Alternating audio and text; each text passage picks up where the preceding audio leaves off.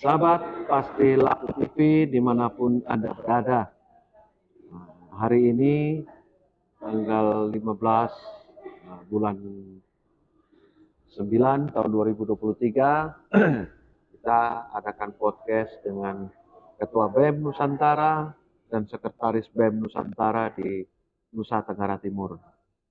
Kenapa kok ini harus ada? Karena akhir-akhir ini kita melihat bahwa pendidikan itu sangat-sangat banyak kemajuan. Terutama ada AI dan segala macam. Juga ada yang mahasiswa sekarang tanpa juga mengikuti skripsi, hanya ujian saja bisa langsung, ya, bisa langsung. Nah, kenapa kok bisa langsung? Nah, itu nanti kita akan bahas sedikit ya, teman-teman ya, ada sedikit ya, sedikit hanya pembahasan. Nah, hari ini saya bersama dengan Umbu Saulus Ngabi Ngaba dan juga Luciana Dijedias ya. Saulus ini panggilannya Saulus adalah Ketua BEM Nusantara. Kemudian Luciana sebagai Sekretaris BEM Nusantara. Kita akan ngobrol bagaimana pendidikan NTT nanti ke depannya. Ya, kita pembahasan itu mungkin sedikit saja. Sekarang aturan akan berubah-ubah. Kemudian apa sih enaknya menjadi mahasiswa? Apakah pakai dengan skripsi atau tidak? Nanti itu terakhir-terakhir. Tapi kita ini hari ini membicarakan tentang bagaimana sih pendidikan di Nusa Tenggara Timur ke depannya. Ya, selamat siang. Selamat siang. Saulus, selamat siang. Ya, Luciana ya. Iya, Pak. Nah, saya ke Saulus dulu ya. Oke. Bagaimana sih pandangan sebagai Ketua BEM ini ke depan pendidikan di NTT umumnya dan khususnya di Kota Kupang? Apa sih yang harus dilakukan untuk kemajuan pendidikan di Nusa Tenggara Timur ini? Silakan. Oke, jadi baik, selamat siang. Saya Saulus Ngabingaba selaku koordinator BEM Nusantara Nusa Tenggara Timur, bersama sahabat saya Lucy selaku sekretaris BEM Nusantara Nusa Tenggara Timur. Kami mengucapkan limpah terima kasih juga sudah diundang untuk kita sama-sama bahas terkaitan dengan pendidikan yang ada di Nusa Tenggara Timur, terkhususnya di Kota Kupang pada siang hari ini. Jadi kami dari BEM Nusantara juga pada intinya visi misi kami dari BEM Nusantara itu isu-isu daerah kami naikkan menjadi isu nasional, dan isu-isu nasional itu kami turunkan menjadi isu daerah. Itu menjadi visi misi utama kami dari BEM Nusantara juga, sehingga kami buat sebuah aliansi khususnya yang ada di Nusa Tenggara Timur.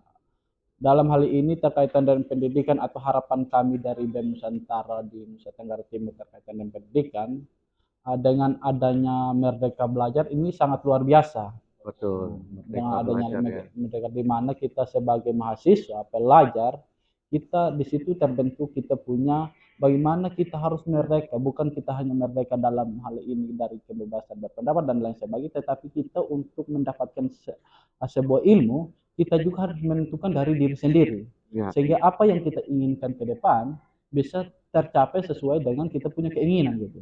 Ya. Saya sangat bersyukur, kami juga sebagai mahasiswa dan juga khususnya BEM Nusantara sangat bersyukur dengan Menteri Pendidikan Makarim dengan visi misinya beliau bahwa adanya Merdeka Belajar, sehingga teman-teman mahasiswa maupun pelajar juga bisa menentukan di mana tempat saja untuk bisa menimba ilmu. Ya. Oke.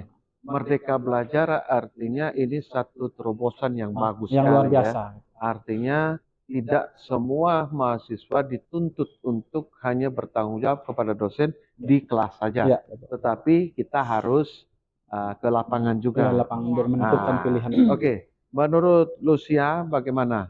Ini karena Lucia ini, pemirsa, Lucia ini adalah jurusan PAUD nih ya. Iya. PAUD ya, artinya pendidikan usia dini ya.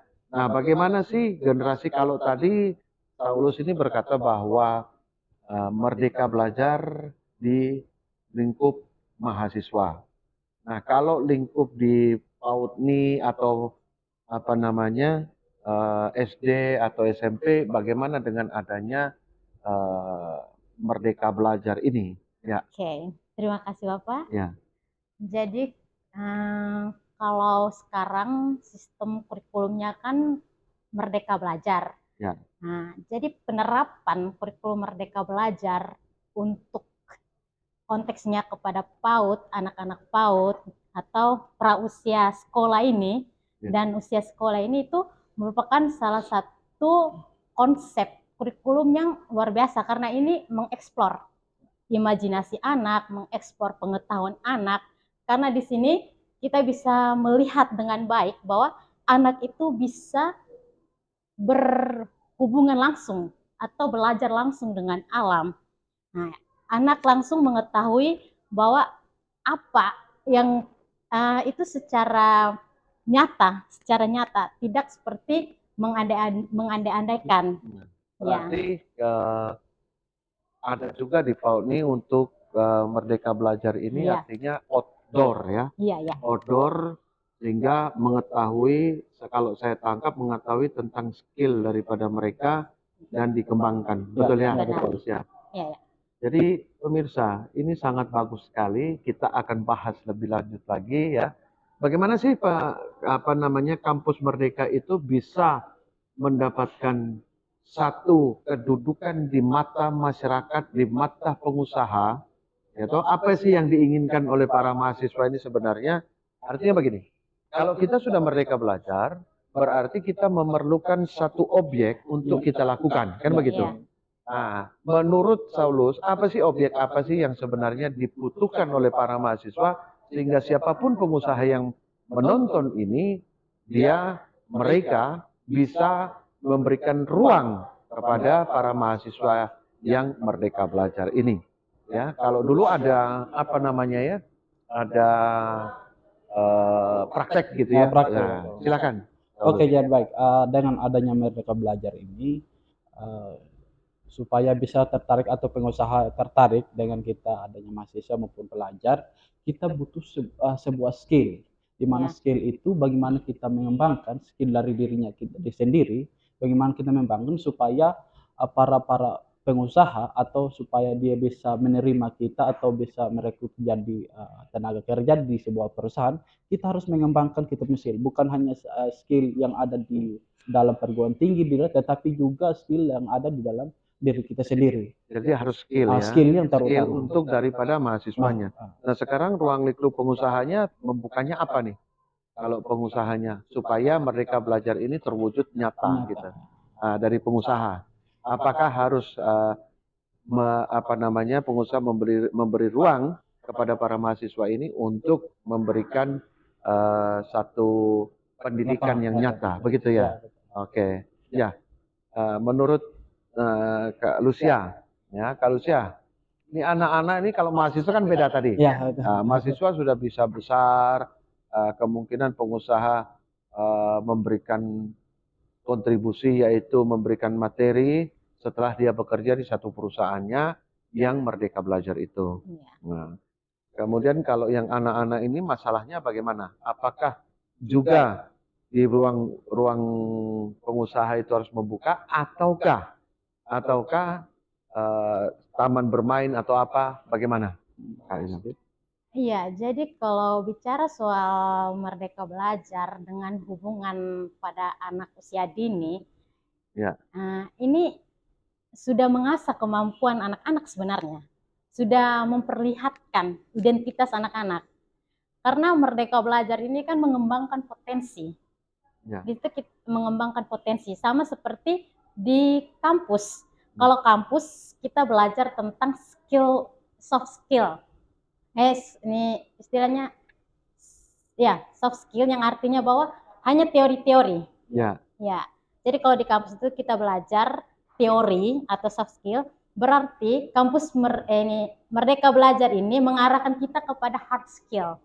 Hard skill ya. Iya. Ya, skill itu adalah keahlian dalam satu bidang ya, yang dimana dia bisa menguasai satu skill tertentu. Benar. Ya, artinya domainnya dia. Iya. Ya toh? Iya, Seperti itu ya. Jadi pemirsa, tadi sudah dibicarakan bahwa Saulus dan Lucia ini berkata bahwa sekarang ini harus digalakkan kampus merdeka sesuai dengan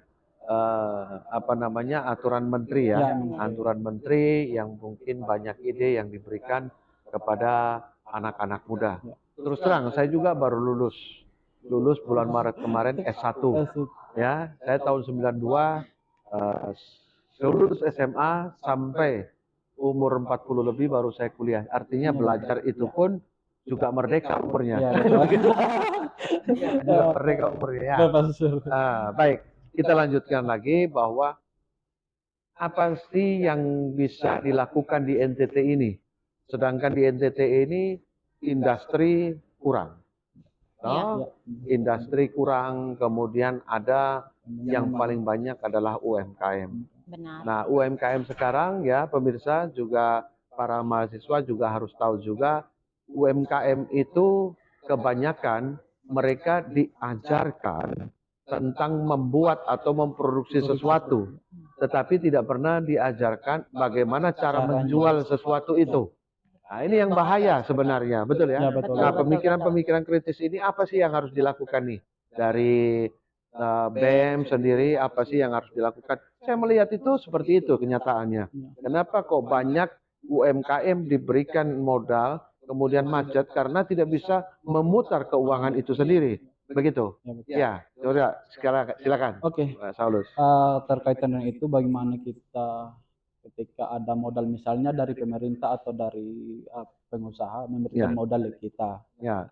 Tetapi nyatanya banyak UKM kecil itu yang mati di tengah jalan karena tidak berkelanjutan. Betul. Nah, ini kita kembali lagi pada diri dan juga kepada pihak yang tertentu yang memberikan modal, karena dia hanya memberikan modal tanpa ada sebuah sosialisasi dalam hal ini atau edukasi untuk bagaimana setelah dia mempunyai modal ini untuk bagaimana dia bisa memutar lagi supaya dia modal yang ada ini supaya dia bisa kembangkan menjadi banyak. Ini yang menjadi persoalan yang kita lihat di lapangan juga maupun di NTT saat ini.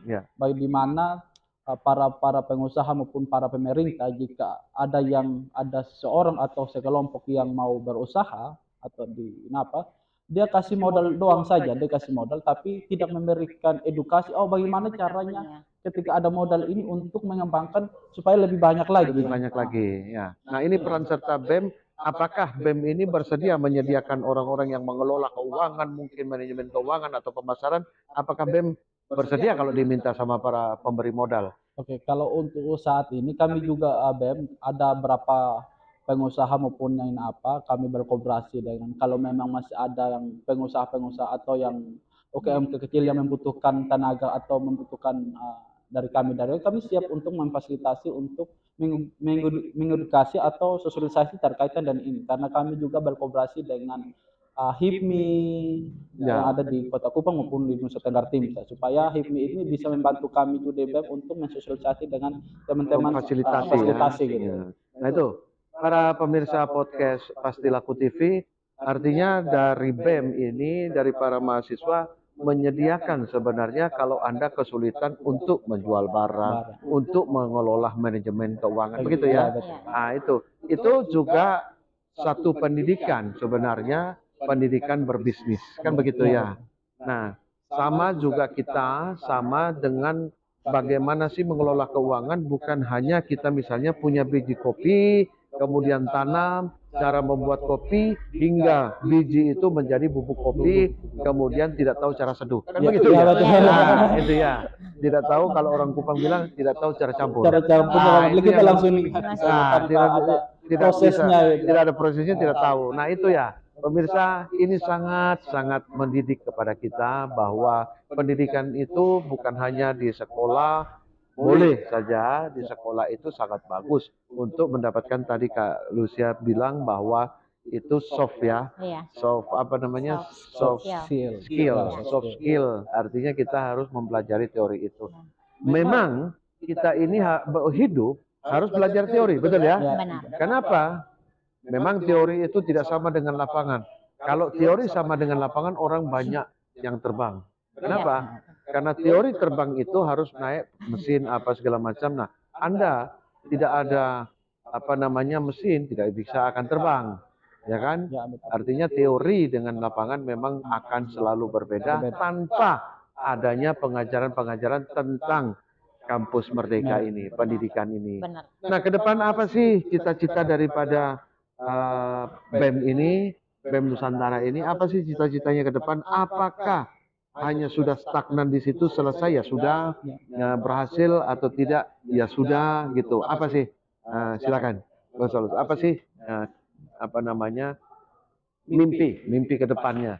Mimpi ke depannya. Oke, untuk mimpi kami ke depan atau harapan kami ke depan dari BEM Nusa sendiri itu bagaimana ketika kami buat sebuah produk atau sebuah sosialisasi terkaitan dengan masyarakat, terkaitan dengan pendidikan mereka belajar, kami harapan terbesarnya itu bagaimana ketika satu misalnya kami sosialisasi satu, bagaimana ke depannya bisa berkelanjutan sehingga jangan putus di satu tempat atau di satu orang doang Satu saja. orang doang gitu ya. Maksudnya apakah ada nanti disiapkan oleh BEM itu kalau misalnya mau terus berkelanjutan silahkan.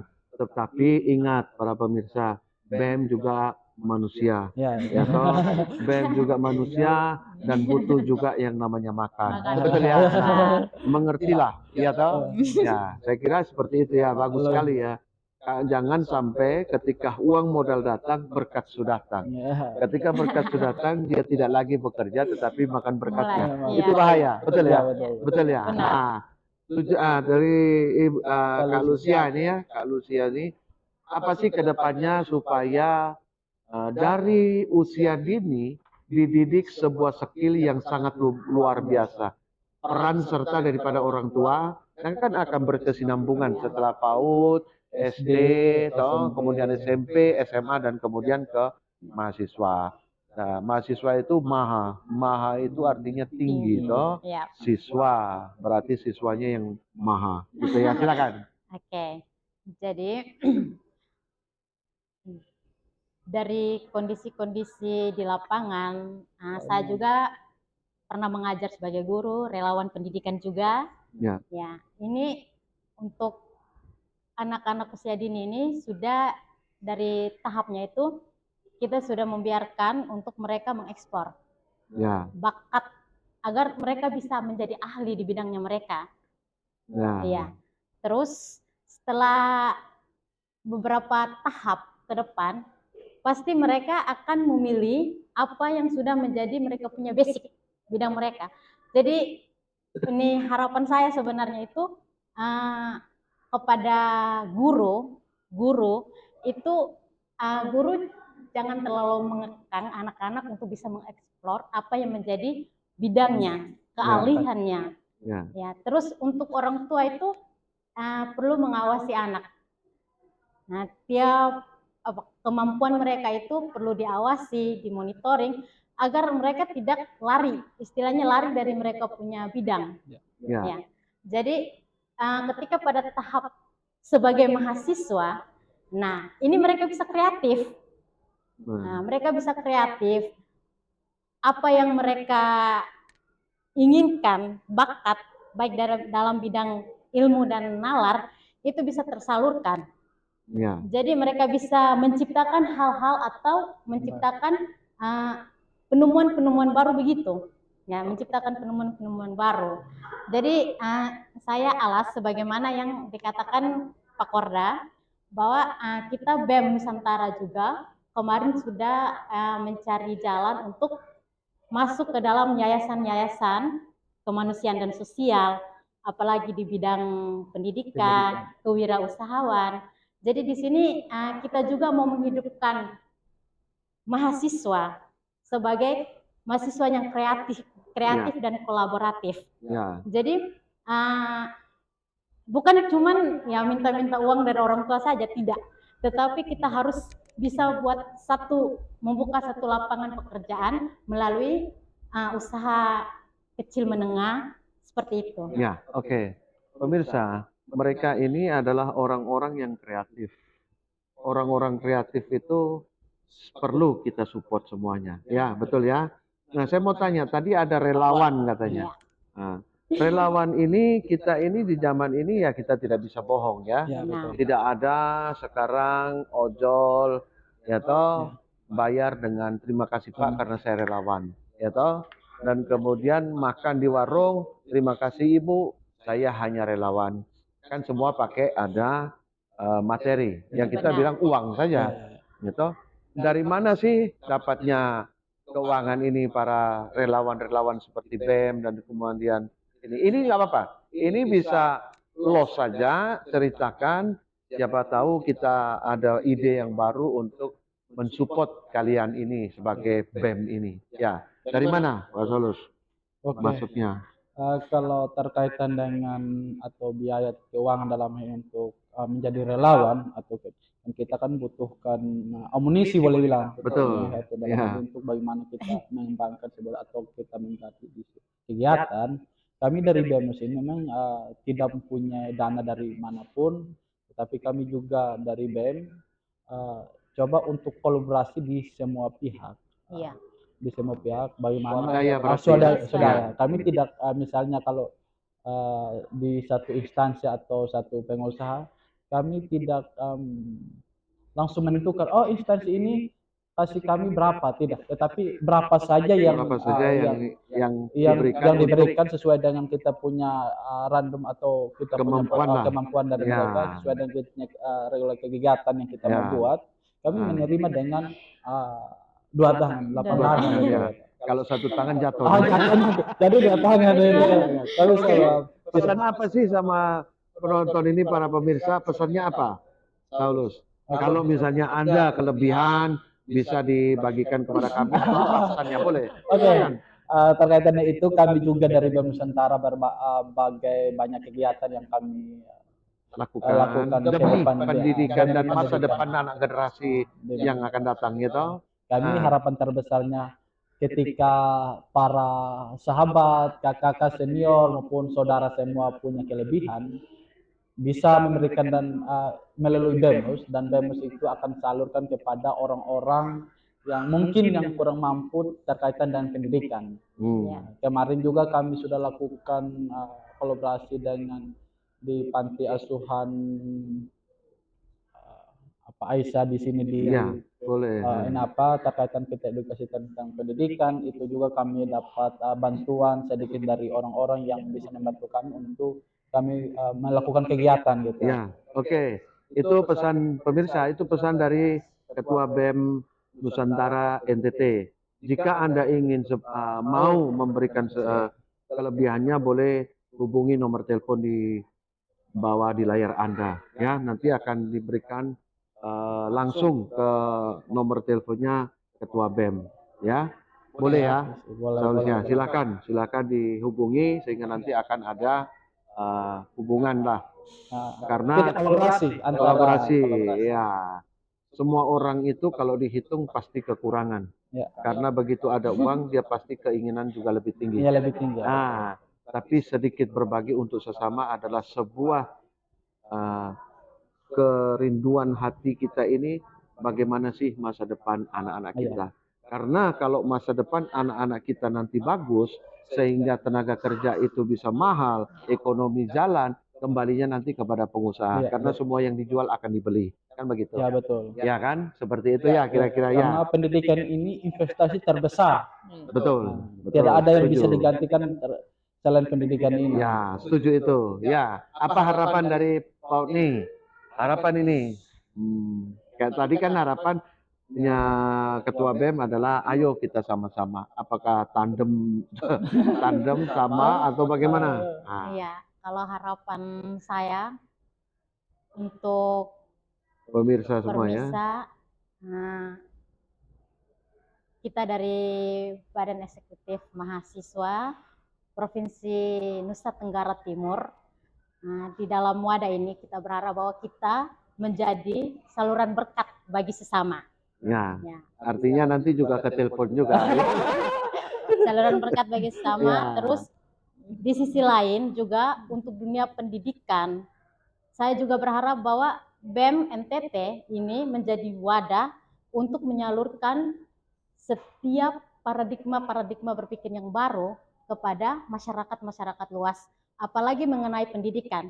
Karena pendidikan itu adalah salah satu titik mata rantai untuk memutuskan kemiskinan. Ya, itu ya. Terima kasih. Oke, pemirsa, sebelum saya akhiri ada closing statement ya. Closing statement dari saya.